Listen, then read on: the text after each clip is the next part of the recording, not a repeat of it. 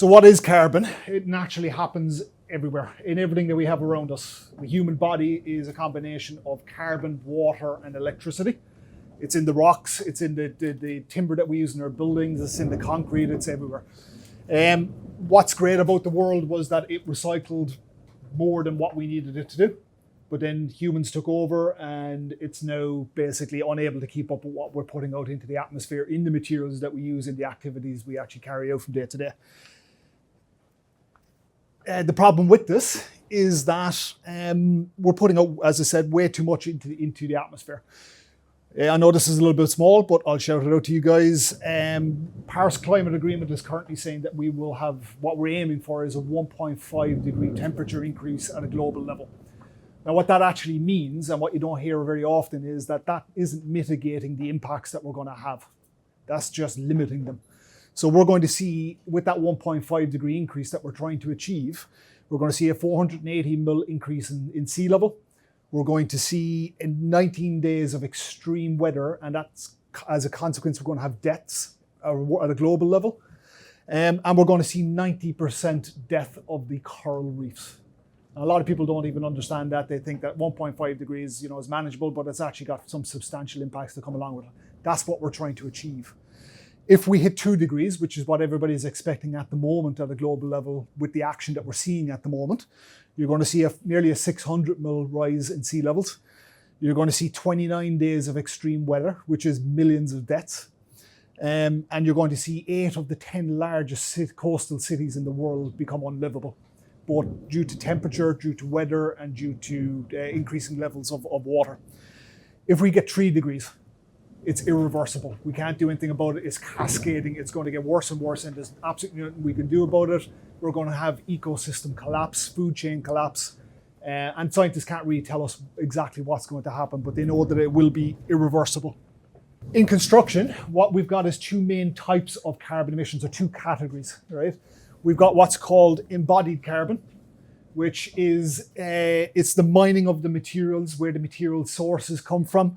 It's the transport of those materials to factories where they're put together.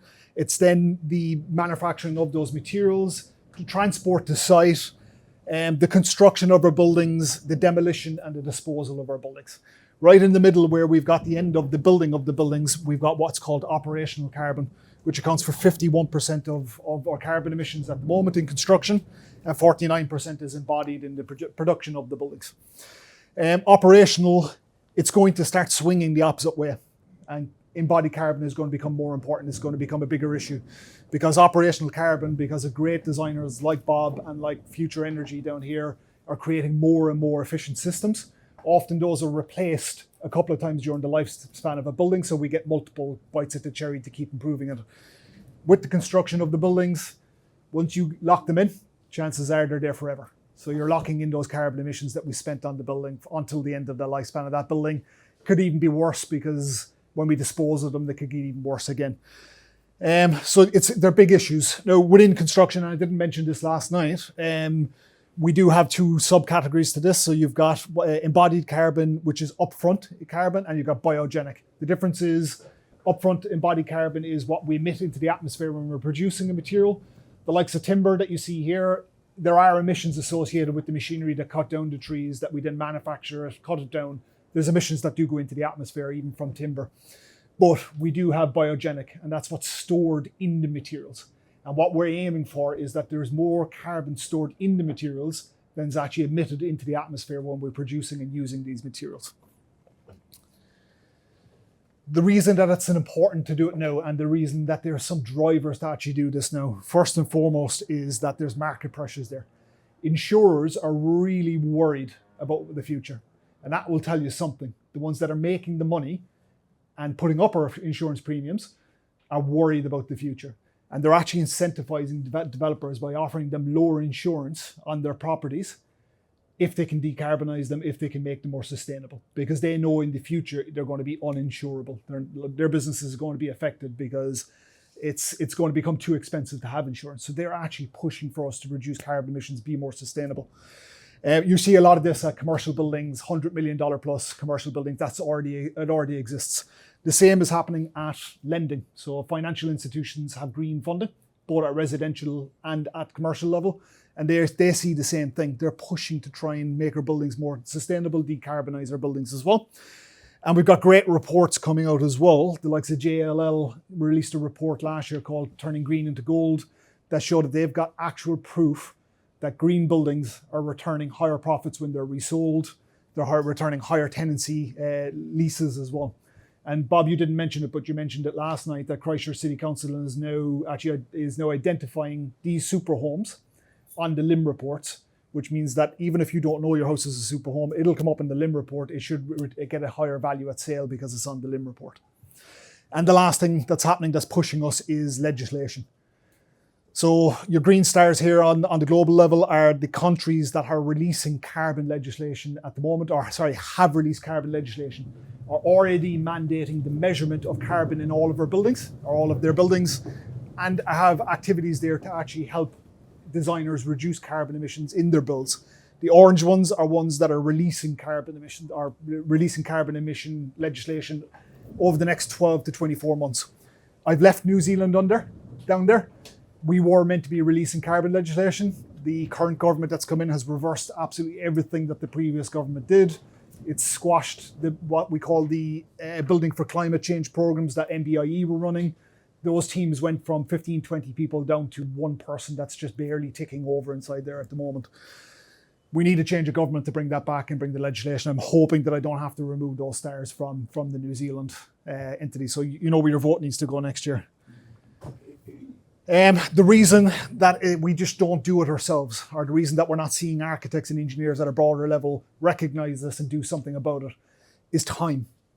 Right now, it takes time for architects and engineers to design buildings, and they're competitively tendered. They're competitively procured. They have to tender on their projects, so they have to fix their profit or their margins or their work to time-related charges. So and where their clients aren't asking for it and where it's not mandated, they don't have the time to go in there and actually examine their projects in the nth degrees the way Bob and everybody involved in these projects are taking out of their own profits and doing anyway. And often they're flying blind. So they're effectively going out there and designing their buildings, even if they wanted to design them sustainably. The way the industry works is they don't know what they've achieved until it actually gets measured, and often it's never measured at all. So they need better data and better tools to actually analyze this. And this is where we came in, NEZO. We develop software that helps architects and engineers actually understand live as they're designing, how they're performing, and actually show them where they can improve. This is what we call the snake eating its tail from a construction perspective. It's the reason why construction costs are far too expensive, right? This exact process has been proposed for carbon emission reduction as well, which is a little bit scary. Construction is really inefficient. And it's all based on really bad data that we're using, really bad KPIs. I got to very quickly explain this, right? A developer wants to develop a building. We say it's a 5-story apartment block. They'll go and engage an architect and a quantity surveyor. Those guys will look at the last 5, 10, 15 builds that look like this one or match the brief that were for this building. And they will basically set the budget for your build based on the last 5, 10, 15 buildings that were built in New Zealand, right? It stops being a budget at that point and starts being a target, because you've now basically put all of your design team on a fixed fee where their time is what's important to them. To make their profits, they have to come in on time. They go into their design stages and they start designing to that target. So they don't have the time, they don't have the mandate, they don't have the legislation to push better outcomes. So they're only ever trying to hit that target. Sometimes it goes over that target. They only find that out at the end of a design stage when somebody checks it. Quantity surveyor will check it from a price perspective. They'll tell them if they have a problem, they've got to go back in and redesign. Often that means removing value from a build, not actually removing cost from a build, right? So you're removing the likes as opposed to the needs. So you're removing value from your project. It's very frustrating for everybody involved, but it brings it back into that target. At the end of the project, we get a diminishing return, right? We go and procure a contractor who goes out and builds that building. Nobody at any point inside there has had any mandate to look for better outcomes. They may have scratched the surface and found a few along the way, but nobody has really been mandated or asked to do it. So what we end up at the end of construction is it gets turned back into data, into benchmark data. How much did that build cost per square meter? And then that goes back into what does the next one cost to build? The exact same process is being proposed at a global level for carbon emissions, all right? So the drivers that are there are unfortunately being influenced by bad data as well. And that's what we're trying to fix with NEZO. So what we do is we're making it easier for architects and engineers to reduce carbon emissions, also reduce the cost of their build. Because if we can provide incentives that show you it's cheap, you're missing opportunities to reduce cost, as well as carbon emissions, there's incentives and drivers there to do it. And we do that by embedding live data directly into the designer's workflow.